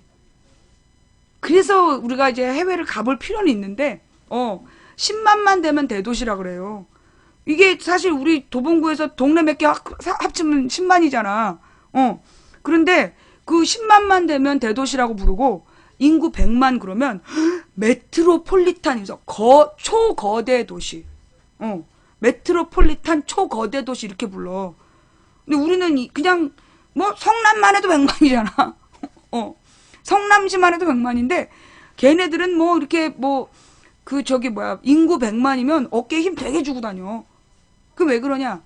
땅이 넓어서. 그러니까 그만큼 인구가 희박하다는 얘기예요. 그래서 사실 뭐가 문제냐? 미국의 시골 마을 같은 데는 정말 부자들이 잘 사는 데는 잘 살아. 정말로 부자들이 높은 데서 잘 살아. 근데 그 서민 동네는요. 내가 필라델피아 가갖고 이제 그 필라델피아가 되게 중요한 특징이 있어. 필라델피아가 미국의 첫 번째 수도였대. 워싱턴이 아니라 필라델피아의 첫 번째 수도였다는 거야. 그래갖고 맨 처음에 형성된 도시가 있는 거야. 그런데 이미 그 도시는 너무 오래된 거야. 그래갖고 그 도시들이 어떻게 됐냐. 이미 슬럼이 된 거야. 공동화. 그래가지고 거기서는 그 창문을 윈도우 효과라든가 창문을 깨는 효과라는 게 있어. 그게 전문 용어더라고. 그게 뭐냐. 이제 너무 도시가 초기에 만들어져서 시설이 낡은 거야. 그러면 계속 도시가 외곽으로 커지면서 점점 부자들은 바깥에 사는 거야. 그래서 가장 안쪽에 사는 사람들은 가장 가난한 사람들이 살다가 이제 그 가난한 사람들이 살다가 거기서도 생활이 안 되니까 왜 외국 영화 보면 막 마약하는 사람들 있잖아. 어느 건물에서 막 마약하고 그 주로 그 갱 영화 보면 그 벽에 막 낙서 있고 시커먼 불빛 사이로 담배 연기 자욱하고 여자들이 헬로우 막 이러고 남자들 왔다 갔다 하고 그런 데 있잖아. 그게 다 슬럼이라 그래갖고 초기에 만들어진 건물, 맨 처음에 만들어진 건물인데 이미 다 낡은 거야. 그래서 뭐 사업하는 사람들 다 빠져나가고 더 이상 썩어버린, 그러니까 그래서 빈민촌이 돼버린, 그걸 슬럼가라고 부르는 거야. 그 슬럼가였는데 특히 이제 그 미국에 그런 도시가 많은 거예요. 도시, 그러니까 그 왜 디트로이트 유명하잖아. 그 자동차의 도시. 이명박 데리고 가고 오바마가 그 병풍 세웠던 디트로이트.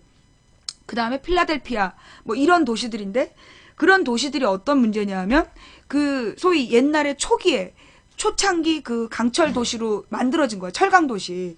그래서 자동차 산업이 번성할 때는 잘 나갔는데 그 자동차 산업이 어느 순간 되니까 멈춰버린 거야. 그러면서 그 디트로이트가 죽은 도시가 됐어.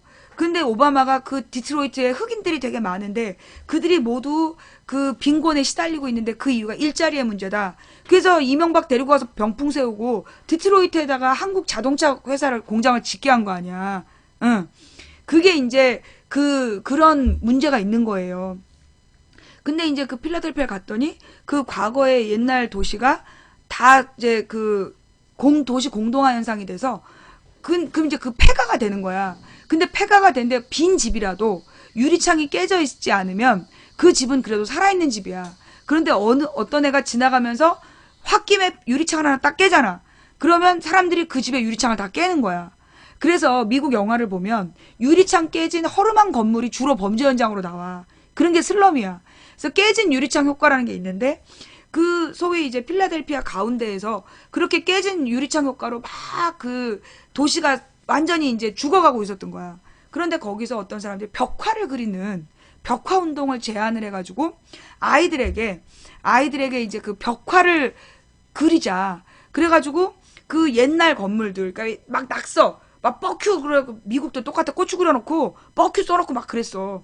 근데 그런 낙서를 멋진 그 진짜 예술적인 벽화로 그리기 시작한 거야. 그리고 빈민 아이들에게 미술을 가르치고, 그래서 얘네들이 그 미술을 가르친 그 아이들이 다 같이 공동 작업으로 마을을 살려나가는 거야. 그래서 필라델피아의 벽화 마을이 되게 유명해. 그래서 벽화 투어가 따로 있더라고. 예. 그걸 무슨 뭐라고 부르는 이름이 있어. 그래피티는 그냥 낙서하는 거고 그 벽화가 따로 있어요. 그러니까 그래피티는 아이들의 독창적인 낙서를 지칭하는 거고 그 필라델피아의 벽화는 역사 그림 같은 거야.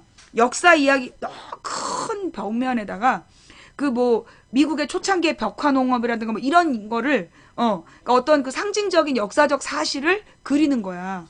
그래서 그거는 그 그래피티하고 좀 약간 다른. 그러니까 그래피티도 있는 것 같아. 근데 이제 창의 벽화는 좀 더 어떤 그 예술가가 디자인을 하고 그걸 벽화로 같이 공동 작업을 하고 그런 것들을 하더라고요. 그래피티는 사실 이제 개인의 창작이야. 근데 이제 필라델피아의 벽화 작업은 공동 작업으로 하는 그런 공동체 운동을 하고 있더라. 가봤어. 한번 찾아봐봐. 좌우지간. 그래서 여러분들 있잖아요. 내가 유럽 가보고 나서 느낀 건데 나 같은 사람은 유럽 못 가 다시. 인터넷이 안 돼서. 우리는 여러분들 솔직히 지금 스마트폰 없이 살 수 있어요? 스마트폰 안 보면서 사는 사람들 내가 볼 때 한 20%야. 하루에도 스마트폰 수십 번 확인하잖아. 문자가 왔나? SNS 확인하고 그러잖아. 근데 유럽은 쉽지 않아. 유럽은요. 이 돌아다니면서 우리처럼 길거리에서 인터넷 방송을 한다는 게 상상이 안 돼. 나 그때 뉴욕에서 방송하는 거 봤잖아. 계속 버퍼링 생기는 거. 뉴욕 한복판에서 방송해도 그게 버퍼링이 생겨. 예. 그리고 그 네트워크망이 굉장히 우리처럼 LTE? 오만이야. 그런 거 기대하고 가면 안 돼. 그러니까 여러분이 왜 3G 기억하지? 3G. 3G. 근데 아이폰 3G 말고 그 삼성 3G 기억해? LG는 3G가 안 돼. 삼성 3G 기억해? 그랬잖아. 이건 인터넷이 아니야라고 했던. 그 저기 화면 하나 켜놓고 밥 먹고 와야 됐던 그런 수준이야. 예. 거의 그 3G 수준이야. 그 나는 그럼 쟤네는 아이폰이 왜 필요할까? 근데 대도시에서는 그 대도시의 그 빌딩가에서는 인터넷이 잘 돼요. 예, 그리고 통신사 근데 물론 그 차이가 있다. 나는 로밍이잖아. 데이터 로밍.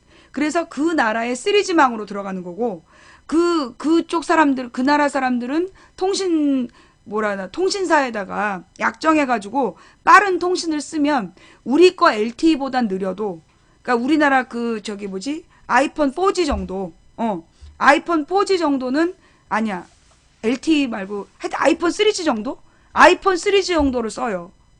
그래서 여러분 외국으로 그 폰을 팔 때 중고가 잘 팔리는 게 어떤 게 잘 팔리는지 알지? 아이폰 4가 잘 팔려.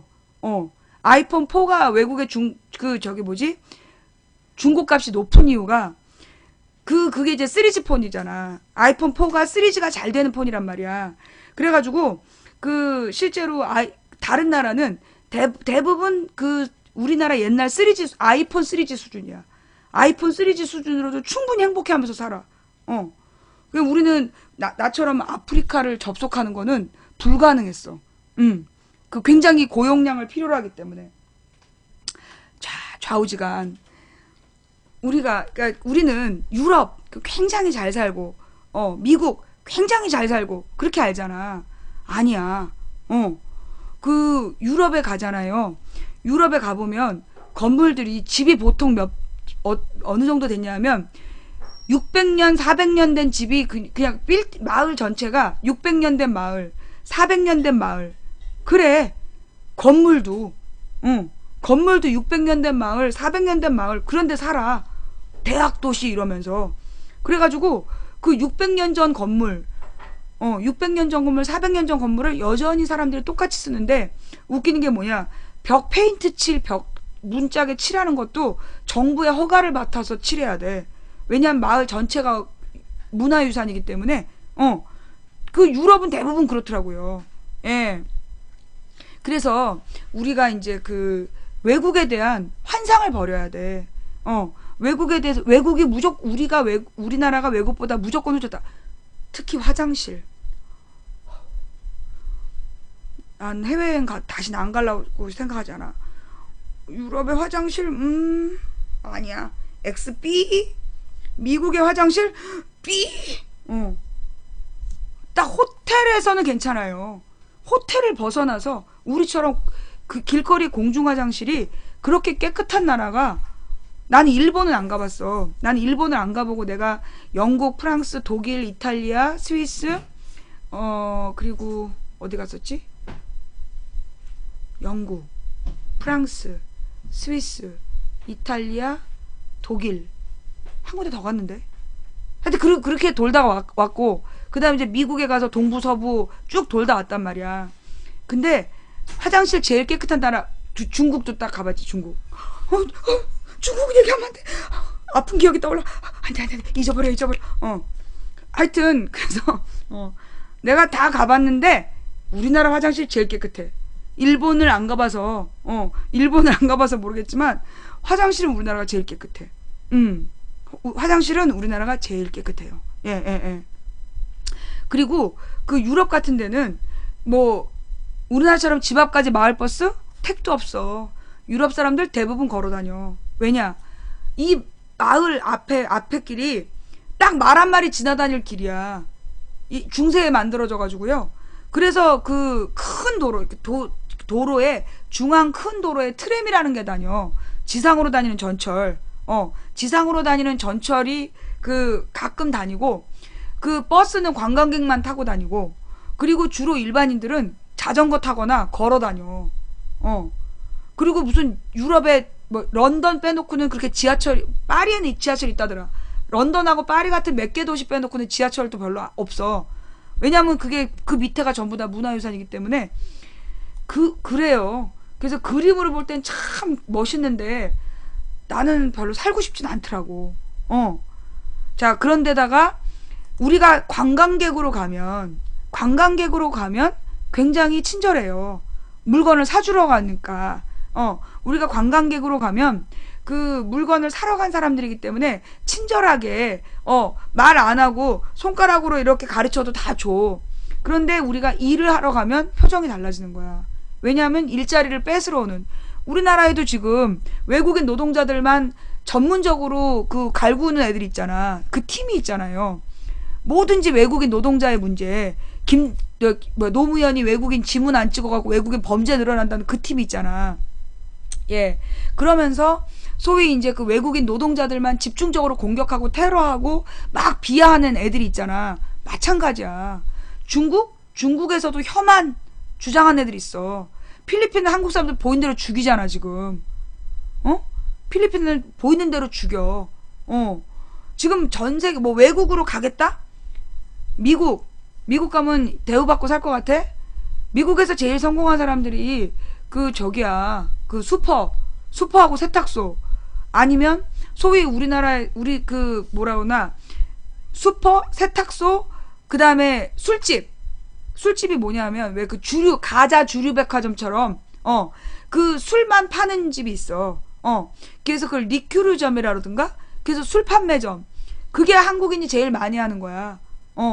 그리고 일반 사무직으로 자녀들이 다니는데 대부분 평사원이야. 대부분 평사원이고 중역은 거의 없어. 예. 리크루샵. 그래서 사실 우리가 그 외국에 나가서 산다는 게, 물론 이제 가령 뭐 IT 전문가라든가 아니면 뭐 석사 박사 학위를 갖고 있다든가, 그러면 차라리 해외가 나을 수도 있어요. 여러분이 정말 박사다, 그렇다면 외국이 나을 수 있어. 외국에서 박사학위를 땄잖아. 들어오지 않는 게 나아. 거기서 사는 게 나아. 외국에서 박사학위를 따도 우리나라에서 그 서울대를 나오지 않으면 교수가 안 돼. 대부분 우리나라 사람들이 외국에서 박사 따갖고 우리나라에 교수하고 싶어 돌아오잖아. 우리나라의 교수 자리는 서울대 나와야 돼. 외국의 명문대에서 무슨 파리 몇 대학에서 박사학위 따도 소용없어. 서울대 나와야 돼. 서울대 인맥과 학맥을 가져야지 교수 자리라도 하나 꽤 차는 거야. 그렇기 때문에요. 외국에서 박사학위 땄으면 그냥 외국에서 계시는 게 나아요. 예. 하여튼, 그래서 외국, 뭐, 그렇게 고학력의 전문직이면, 가도 좋아요. 예, 그리고 이제 가령, 근데, 뭐, 미용사는 아직은 할 일이 있는 것 같더라. 미용사들은 아직 할 일이 있는데, 그 일도 굉장히 이제 중국인들하고 굉장히 그 경쟁이 붙었대. 경쟁이 붙어가지고 한국인 미용업도 지금 많이 위축되고 있는 거야. 얼마 전에 왜 뉴욕의 네일샵에서 문제 터졌잖아요. 한인끼리 서로 고소고발해가지고 아주 그냥 깨쪽팔린 사건이었는데, 좌우지간 그렇게 외국에서 사는 거 그렇게 쉽지가 않아. 막노동 일자리가 많으면 왜 소매치기 하겠어? 그래서 내가 해주고 싶은 말, 헬조선 그러면서 한국을 벗어나면 한국이 싫다고, 한국에서 마음에 안 든다고. 뭐라고요? 필리핀에서 한국인 피살이 자주 일어나는 이유는 한국인이 현지 성매매를 제일 많이 하기도 하고, 한국인이 현금을 많이 들고 다니는 걸 알고 있어서이기도 하고, 사고가 나면 일본이나 중국처럼 강하게 진압을 안 하기 때문이다. 맞네요. 정확한 얘기예요. 우리나라에서 필리핀 여행을 가는 이유가, 그러니까 그 우리나라 어른들이, 남자 노인들이 필리핀에 10대 아이들 성매매하러 간대. 그러니까 그걸 보고 필리핀 남자 아이들이 얼마나 화가 나겠어. 그러니까 찌르고 죽이고 돈 뺏고 그러는 거야. 아니면 뭘 하느냐, 그 이제 필리핀에 공장을 지어놓고 공장의 노동자들을 너무나 착취하는 거야. 노예처럼 다루는 거야. 그래가지고 필리핀 깽단한테 노동자들이 그 월급 안 주고 막 이러잖아. 그럼 필리핀 노동자들이 깽단한테 꼰지르는 거야. 그러면 깽단이 한국인 사장을 산에 데려가서 묻어버리는 거야. 재산 뺏어버리고. 그런 일이 발생하고 있어요. 그럼 망치 부인이 하고 싶은 얘기는 뭐냐? 당신이 한국에 대한 자부심을 가지고 한국을 위해서 외국에 나가는 것과 한국이 싫어서 외국에 나가는 것과 당신에 대한 대우가 달라진다고. 나는 선진국 한국을 위해서 일하러 온 사람이다 라고 얘기하는 것과 한국이 더러워서 버리고 간 사람들, 그 대우가 그 나라 사람들이 달라요. 뭔 말인지 알겠어? 이게 내가 하고 싶은 얘기야. 우리는 세계를 똑바로 알아야 돼요. 예, 세계를 똑바로 알아야 돼. 그래서 세계에 대한 많은 정보를 가지고 제대로 대처를 해야 돼요. 우리가 외국에 대해서 막연한 잘못된 환상 이런 거 깨야 돼요. 현실을 똑바로 바라봐야 돼. 그리고 우리는 그 현실을 딛고 그들과의 경쟁에서 살아남기 위한 방법을 알아내야 되는 거야. 그런데 한국이 싫어서 떠난 당신에게 그들이 기회를 줄 것 같아요? 절대 안 줘요. 여러분, 외국하고 우리하고 가장 큰 차이가 뭐냐면 우리나라 아이들은 어떻게 자랐어? 가만히 있어. 조용해. 시키는 대로 해. 이것만 듣고 자랐잖아. 유럽이나 미국은 그런 게 없어. 애들한테 감히 가만히 있어. 시키는 대로 해. 그런 거 안 해. 어? 아이들이 조용히 하길 바라면 선생님이 가만히 있는 거야. 그러면 애들이 따라서 침묵하게 돼. 그 다음에 말을 해. 조용히 해. 시끄러. 그런 말 절대 안 해요. 그리고 아이들에게 어려서부터 스스로 과제를 하게 하고 객관식 시험 거의 안 봐. 객관식 시험 거의 안 보고 주관식으로 초중고생 내신을 다 써서 해결을 보는 거야. 우리나라처럼 막 오지선다. 그게 일반화되어 있지 않은 나라야. 그래서 그 아이들이 글을 쓸 줄 알고 자기 생각을 표현할 줄 알고 뭐든지 스스로 만들 줄 알고 그런 걸 중시하게 키운 애들이라고. 그런 나라에서 우리나라 사람들 시키는 대로 가만히 있어. 가만히 있으라면 빠져 죽을 때까지 가만히 있는 나라야, 우리나라가. 그런 사람들이 외국에 가서 적응할 것 같아? 못해. 그러면서 한국이 싫다고 갔어? 개무시 당한다고. 왜? 여러분, 그런 사람은 어떤 생각을 하냐면, 당신의 나라가 잘못되어 있으면 당신의 나라를 고쳐야지. 왜 버리느냐고. 당신의 나라가 잘못되어 있으면 불의한 일이 있으면 고쳐야지. 그걸 왜 버리고 도망가냐고. 그건 비겁한 거라고. 그렇게 생각하는 거예요. 여러분은 안 그러겠어요? 다른 나라에서 정치적으로 망명해서 왔다. 그 사람들 여러분이 존중해줘? 하다못해 북한에서 정치적으로 망명한 사람 여러분들 떠받들고 살아요? 아, 훌륭한 일 했다고 그럽니까? 저 북한 빨갱이 새끼 그러지? 북한에서 무슨 죄 저지르고 도망온 거야 저거. 그렇게 얘기하잖아. 마찬가지예요. 그래서 우리가 어떤 생각을 가져야 되냐. 여러분, 그래요. 제가 지금부터 이제 인생 상담으로 여기까지가 이제 시사 이야기였고 이제 인생 상담으로 넘어갈게요. 녹화 종료가 안 되냐.